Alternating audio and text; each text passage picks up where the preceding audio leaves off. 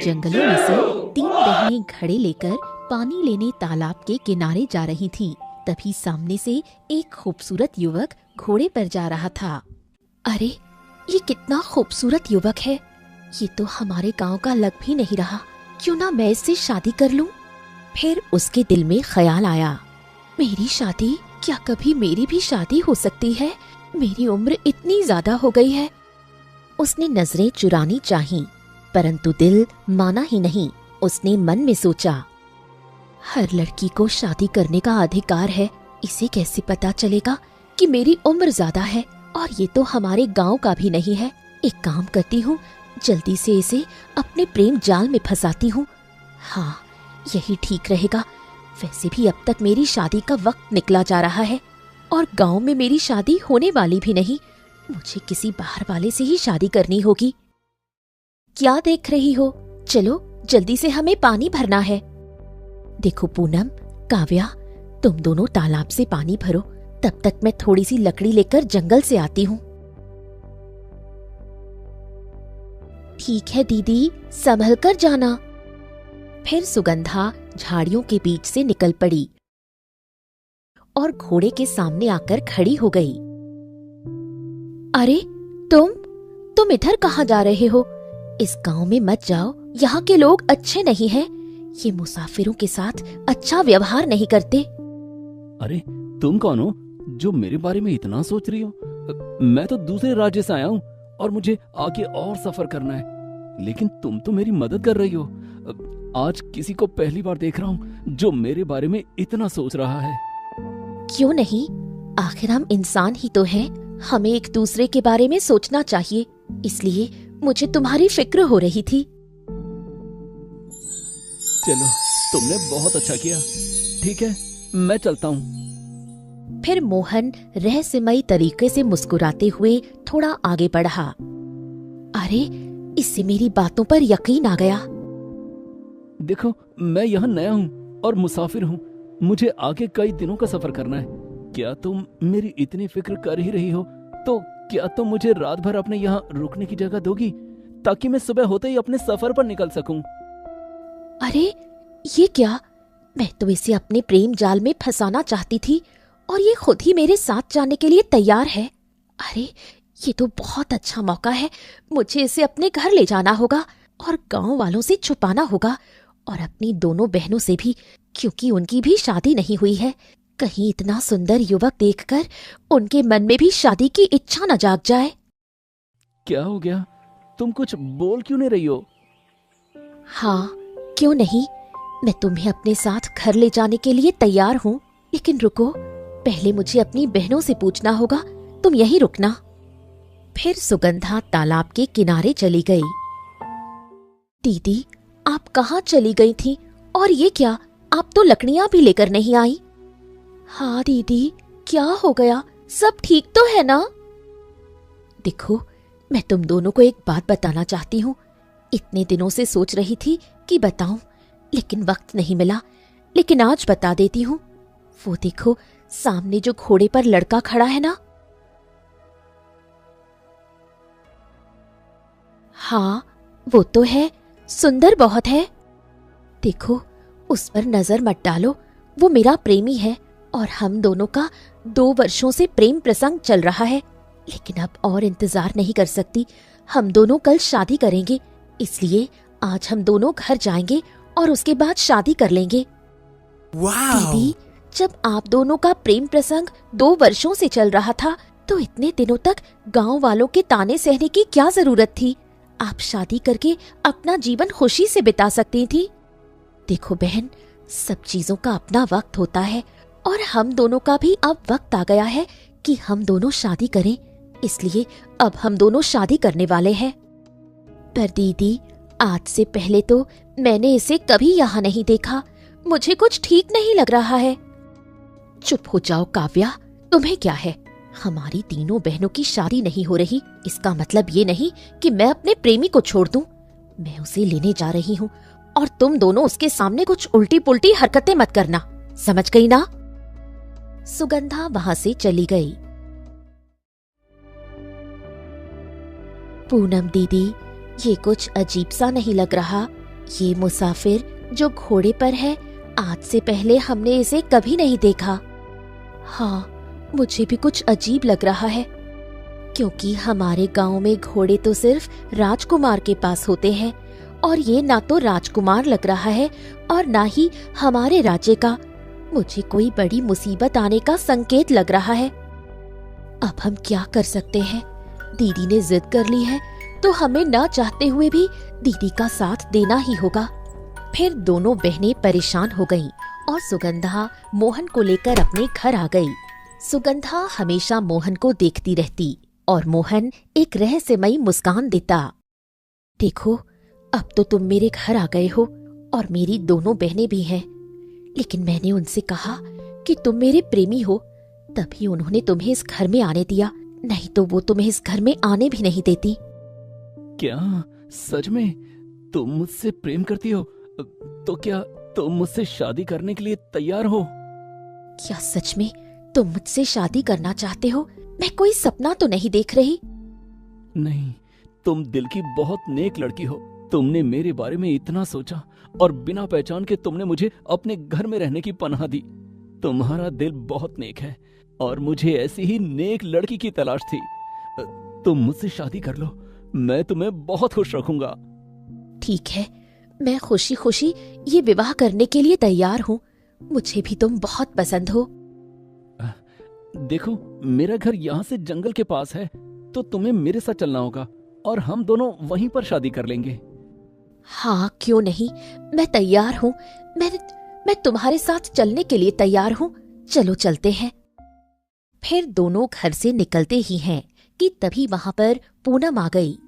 बस करो दीदी, आप दोनों शादी कर लोगे तो क्या मैं यहाँ कुंवारी बैठी रहूंगी?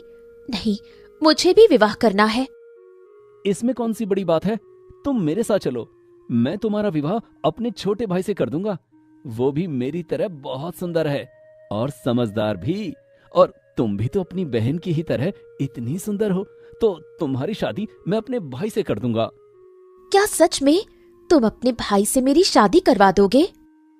हाँ हाँ, क्यों नहीं। अरे आखिर जब तुम्हारी बड़ी बहन इतनी अच्छी है तो तुम भी अच्छी होगी, इसलिए मैं तुम्हारी शादी अपने भाई से कर दूंगा। और अब तो वक्त भी हो गया है, तो सुबह होते ही हम तीनों निकल पड़ेंगे और अपने गांव पहुंचते ही मैं सुगंधा से शादी कर लूंगा और तुम मेरे भाई से शादी कर लेना। ठीक है, मैं इसके लिए इंतजार करूंगी। मुझे थोड़ा खुली हवाओं में टहलना है, मुझे थोड़ा बाहर जाना है। संभाल कर जाना। हाँ, क्यों नहीं।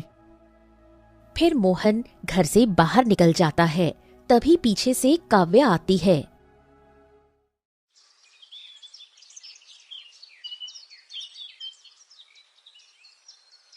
ये आप क्या कर रही हो दीदी?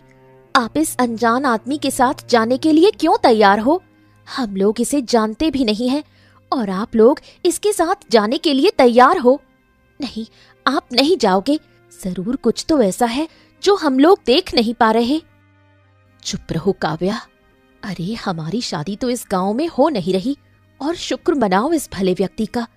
ये हम दोनों बहनों को अपने गांव ले जा रहा है, हमारा घर बसा रहा है। फिर तुम्हें जलन क्यों हो रही है? दीदी, इसे जलन इसलिए हो रही है क्योंकि वो इसे अपने साथ नहीं ले जा रहा, इसलिए ये हमारी खुशियां देख नहीं पा रही। नहीं दीदी, आप मेरी बातों को गलत समझ रही हैं। मुझे आप दोनों की बहुत फिक्र है। भले ही हमारी शादी नहीं हो रही, लेकिन इसका मतलब ये नहीं कि हम किसी के भी साथ चले जाएं। आप मेरी बात पर यकीन करो। चली जाओ यहाँ से, मुझे तुम्हारे मुंह से एक शब्द भी नहीं सुनना। इतने दिनों से जो गांव वालों ने ताने दिए हैं वो अब भी मेरे कानों में गूंज रहे हैं, इसलिए मुझे ये शादी करनी ही होगी, चाहे इसके लिए जो भी हो जाए। हाँ, और तुम हमें रोकने की कोशिश मत करना। हम दोनों अब शादी करना चाहते हैं, हम दोनों शादी करके ही रहेंगे, चाहे जो भी हो जाए। ये क्या हो गया? मेरी दोनों दीदी इतनी बदल कैसे गई हैं? कोई तो बात है जो इनके अंदर है। मुझे साधु महाराज के पास जाकर इसका पता लगाना होगा, आखिर रहस्य क्या है। फिर काव्या घने जंगलों से भागते हुए एक झोपड़ी के पास पहुंची, जहां साधु महाराज बैठे थे। आओ बेटी, इतनी रात को मुझे अभी फूल नहीं चाहिए। साधु महाराज, मैं अभी आपको फूल देने नहीं आई हूँ। एक बड़ी मुसीबत आ गई है मेरे घर में। दोनों बहनों पर मुझे खतरा मंडराता दिखाई दे रहा है। बेटी बताओ ना, तुम मुझे रोज पूजा के लिए फूल देती हो। तुम्हारी मदद करना मेरा फर्ज है। बताओ क्या मदद चाहिए। मेरे घर में एक सुंदर युवक आया है, घोड़े पर सवार, और वो किसी रहस्यमयी तरीके से मुस्कुराता है और मेरी दोनों बहनों को अपने साथ ले जाने के लिए तैयार है, शादी का वादा करके। लेकिन मुझे कुछ ठीक नहीं लग रहा। आखिर इसका क्या रहस्य है? क्या? ऐसा नहीं हो सकता। वो तो बहुत ही खतरनाक है। तुम्हारी बहनों की जान खतरे में है। आप कैसी बातें कर रहे हैं साधु महाराज? वो जो तुम्हारे घर में आया है वो हमारी दुनिया का नहीं है। वो दरवाजे के पीछे की दुनिया का है। वो हमारी दुनिया में अपना एक मकसद लेकर आया है। अगर तुम अपनी बहन को बचाना चाहती हो तो उसे दरवाजे पर जाने से रोको, क्योंकि अगर वो दरवाजे के अंदर चला गया तो कभी बाहर नहीं आएगा। तुम्हारी बहन अब कभी नहीं बच सकती। इसीलिए तुम्हें अपनी बहनों को दरवाजे के अंदर जाने से रोकना होगा। ठीक है साधु महाराज, मैं अपनी बहनों को किसी भी कीमत में बचा कर रहूंगी, चाहे इसके लिए मुझे जो करना पड़े। फिर काव्या परेशान होकर अपने घर आ गई।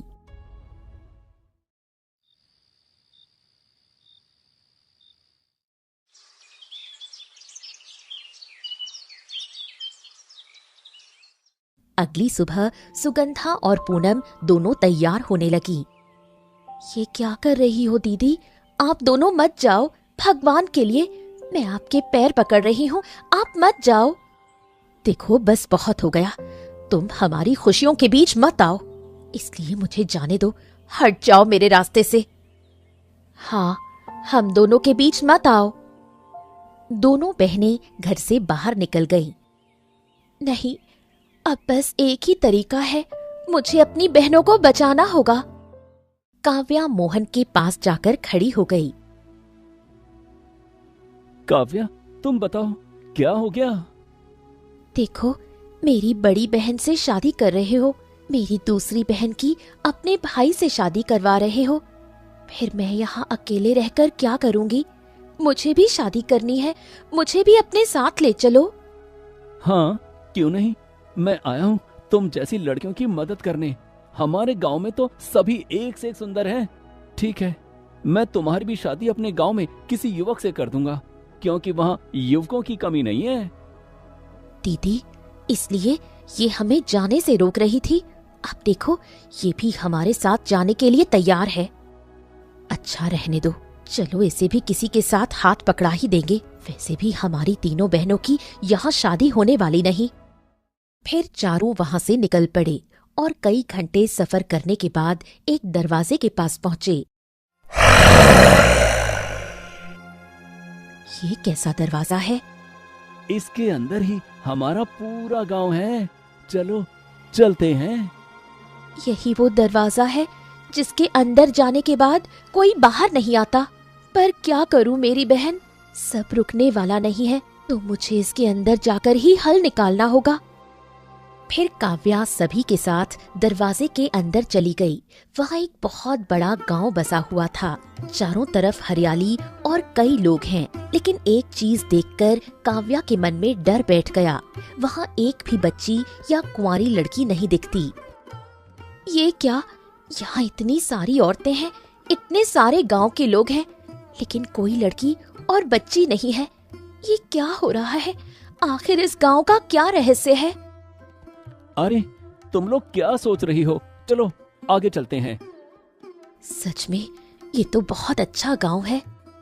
हाँ दीदी, अब तो ये हमारा ससुराल बन जाएगा। सच में हमारे गांव से अच्छा यही गांव है। यहाँ हमें कोई कुंवारेपन के लिए ताने नहीं देगा। हाँ, तुम ठीक कहती हो, चलो चलते हैं। फिर दोनों बहनें खुशी से मोहन के पीछे पीछे चलने लगीं और वहीं पीछे काव्या भी धीरे धीरे आगे बढ़ने लगी। मोहन सुगंधा को लेकर राजमहल पहुंचा, जहां राजा पहले से ही बैठा हुआ था। मोहन ने सुगंधा को पकड़कर राजा के सामने धक्का दिया, जिससे सुगंधा राजा के पैरों में गिर पड़ी। ये लीजिए महाराज, मैंने आपकी अमानत ला दिया। अब से ये आपकी अमानत है। तुमने बहुत अच्छा काम किया है। तुम ही हमारे राज्य के सबसे खूबसूरत हो, जो हमारे सारे गांव वालों को लड़की ला कर देते हो। हाँ महाराज, आपका हुक्म सर आंखों पर। आप जो कहोगे मैं करने के लिए तैयार हूँ। तुम मेरे सबसे वफादार सेवक हो और आज से तुम मेरे सबसे भरोसेमंद सेनापति रहोगे। मोहन वहां से जाने लगा। ये तुम क्या कर रहे हो? तुम तो मुझे अपनी पत्नी बनाने वाले थे, फिर तुमने मुझे राजा को क्यों सौंप दिया? क्योंकि तुम राजा की अमानत हो और अब तुम राजा से ही शादी करोगी। फिर मोहन वहां से जाने लगा। ये क्या? तुम तो मेरी शादी अपने छोटे भाई से करवाने वाले थे, लेकिन यहाँ आकर तुमने मेरी खुद की बहन को राजा के हवाले कर दिया। तुमने ऐसा क्यों किया? ये मधुना गांव है और यहाँ कोई भी लड़कियां पैदा नहीं होती। लड़की पैदा होते ही उसका गला घोंटकर मार दिया जाता है। यहाँ सिर्फ लड़का ही पैदा होता है और सभी लड़कियों को फंसाकर लाकर सभी लड़कों से शादी कराई जाती है, जैसे कि तुम तीनों बहनें फंस कर आई हो। तुम ये ठीक नहीं कर रहे हो। फिर आखिर यहाँ लड़कियाँ क्यों नहीं पैदा होती? क्योंकि लड़की पैदा होते ही हमारे राज्य का नियम है, उसका गला घोंटकर मार दिया जाता है। इसलिए जब तुम्हें यहाँ लाया गया तो यहाँ कोई बच्ची या लड़की नहीं होगी, क्योंकि यहाँ का यही नियम है। कोई भी लड़की या बच्ची तुम्हें नहीं मिली होगी। फिर मोहन वहां से चला गया।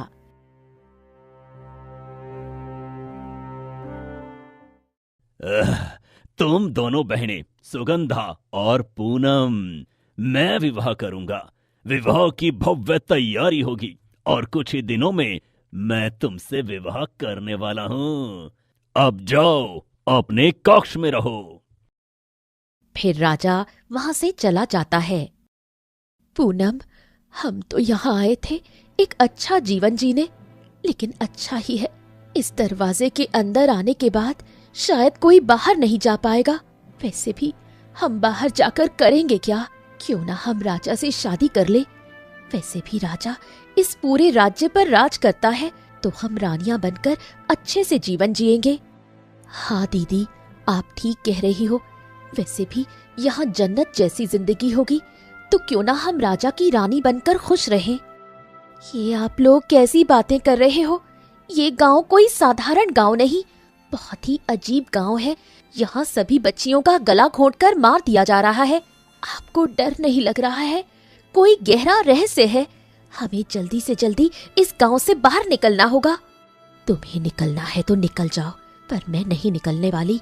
मैं यहाँ रानी बनकर रहूंगी। हाँ, मैं भी नहीं जाने वाली। वहाँ मरने से अच्छा है कि हम यहाँ रानी वाला जीवन अच्छे से और मजे से जिए। फिर दोनों बहनें वहां से चली गईं। ये दोनों बहनें मेरी बात नहीं सुन रही हैं। मुझे कोई दूसरा उपाय लगाना होगा यहाँ से बाहर जाने के लिए। इतने में ही एक सैनिक भागता हुआ राजा के कक्ष की तरफ आया। अरे, ये व्यक्ति इतनी रात को राजा के कक्ष की तरफ क्यों जा रहा है? मुझे देखना चाहिए। फिर काव्या पीछा करने लगी। महाराज, महाराज, राज्य में फिर से एक बेटी पैदा हुई है और वही कल्याणी है। उसने एक बच्ची को जन्म दिया है। सच में? ठीक है, चलो अब उसे भी खत्म कर दें। फिर सैनिक और राजा वहां से निकलने लगे। क्या ये लोग एक बच्ची को जान से मारने के लिए जा रहे हैं? मुझे भी जाकर देखना चाहिए। फिर काव्या भी राजा और सैनिक का पीछा करने लगी। कुछ ही देर में सैनिक और राजा कल्याणी के घर पहुंचे और उसका बच्चा छीन लिया। ये क्या कर रहे हैं महाराज? नहीं, छोड़ दीजिए मेरी मासूम सी बच्ची को। ये मेरी तीसरी बच्ची है। भगवान मुझे बेटियां ही दे रहा है, आप इसे कैसे छीन सकते हैं? तुम्हें पता है हमारे गांव का नियम, यहाँ बेटियां पैदा नहीं हो सकती।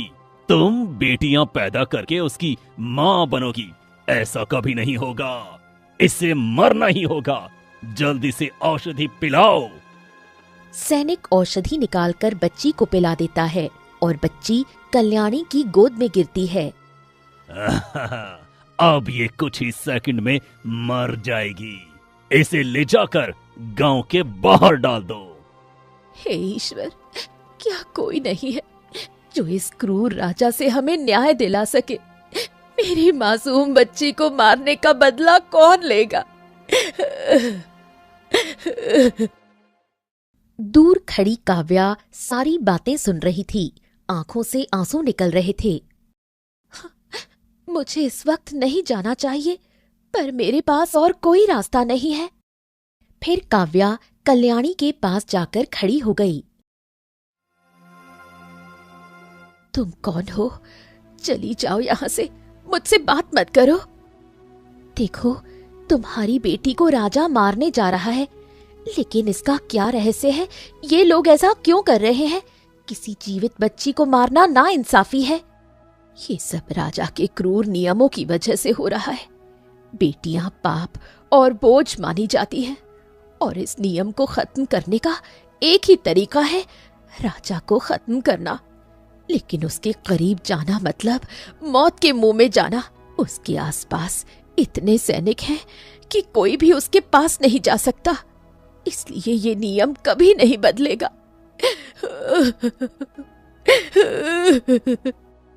कल्याणी फूट फूट कर अपनी बच्ची को देखकर रोने लगी। मैं समझ गई कि मुझे क्या करना है। अगर मुझे राजा को हटाना है तो इसके लिए मुझे उसके करीब जाना होगा। फिर काव्या राजमहल पहुंची। राजा राज दरबार में बैठा था। सही मौका है, मुझे अंदर जाना चाहिए। फिर काव्या राजा के सामने आकर खड़ी हो गई। अरे तुम यहाँ क्या कर रही हो? महाराज, आप मेरी बड़ी बहन और दूसरी बहन से शादी करने वाले थे, लेकिन मैं सबसे छोटी हूँ। मैं भी आपसे शादी करना चाहती हूँ। मुझे भी आप पसंद हैं। ठीक है, तुम सबसे छोटी हो और इन दोनों से ज्यादा सुंदर भी हो। मैं तुमसे शादी करूंगा और तुम्हारी बहनों से नहीं। मैं सिर्फ तुम्हें ही रानी बनाऊंगा। रानी किसी एक को ही बनाया जा सकता है, वो भी अपनी मन पसंद को। ये सुनते ही सुगंधा और पूनम गुस्से में आ गईं। देखो ये क्या हुआ? राजा ने खुद हमें बीच से हटा दिया। दीदी, हमें किसी भी तरह काव्या को रास्ते से हटाना होगा। ठीक है, तो आज ही शादी की तैयारी होगी। आज ही हम तुम्हारी शादी करेंगे। ठीक है, मैं तैयार हूँ महाराज। फिर राजा वहां से चला गया। अच्छा, तो तुमने राजा से शादी करने के लिए हम दोनों बहनों को मना किया था। आप लोग अगर राजा से शादी कर सकती हैं, तो मैं क्यों नहीं? मैं भी राजा से शादी करके इस राज्य की रानी बनना चाहती हूँ और राज करना चाहती हूँ। माफ कर दो दीदी, पर क्या करूँ? अगर आप लोग सीधे मान जाते तो मुझे ये कदम नहीं उठाना पड़ता। आप लोगों को सही रास्ता दिखाने के लिए मुझे ये सब करना पड़ा। फिर काव्या आंखों में आंसू लेकर वहां से चली गई। सच में काव्या, तुम तो बहुत सुंदर लग रही हो। मैंने कभी नहीं सोचा था कि मैं राजा की रानी बनूंगी। मैंने आपके लिए खास बादाम वाला दूध बनाया है, आप पीजिए। क्यों नहीं, तुम भी पहले पियो, फिर मैं पीऊंगा। ठीक है महाराज। काव्या आधा दूध पीती है और आधा राजा की तरफ बढ़ाती है। राजा जैसे ही दूध पीता है, उसका गला जाम हो जाता है और वो गिरने लगता है। ये क्या? तुमने दूध में क्या मिलाया? मैंने इसमें जहर मिलाया है और मैंने भी इसे पिया है। मैं सबको आजाद करना चाहती हूँ, इसलिए मैंने ऐसा किया। अब आप किसी के साथ कुछ नहीं कर सकते। तुमने ये ठीक नहीं किया। मैं तुम्हें छोड़ूंगा नहीं। अब मैं आपको मारकर इस राज्य को आजाद कर रही हूँ और मैं अपनी दोनों बहनों को भी बचा चुकी हूँ। मैं बहुत खुश हूँ। इतना कहते हुए काव्या और राजा अपनी आखिरी सांसें गिनने लगे। तभी मोहन भाग कर आया। नहीं, ये क्या हुआ? सुगंधा और पूनम ये देखकर फूट फूट कर रोने लगी। सभी गांव वाले वहां आ गए और खुशी से जश्न मनाने लगे। इस लड़की ने कर दिखाया। इसने अपनी जान की कुर्बानी देकर हम सबको आजाद कर दिया। अब हमारे गांव में भी बेटियां पैदा होंगी और हम सब खुलकर अपना जीवन जी सकेंगे। फिर पूरे राज्य में खुशी की लहर दौड़ गई। सुगंधा और पूनम अपनी बहन की इस कुर्बानी को याद करके फूट फूट कर रोने लगी और काव्या की कुर्बानी पूरे राज्य की आजादी बन गई।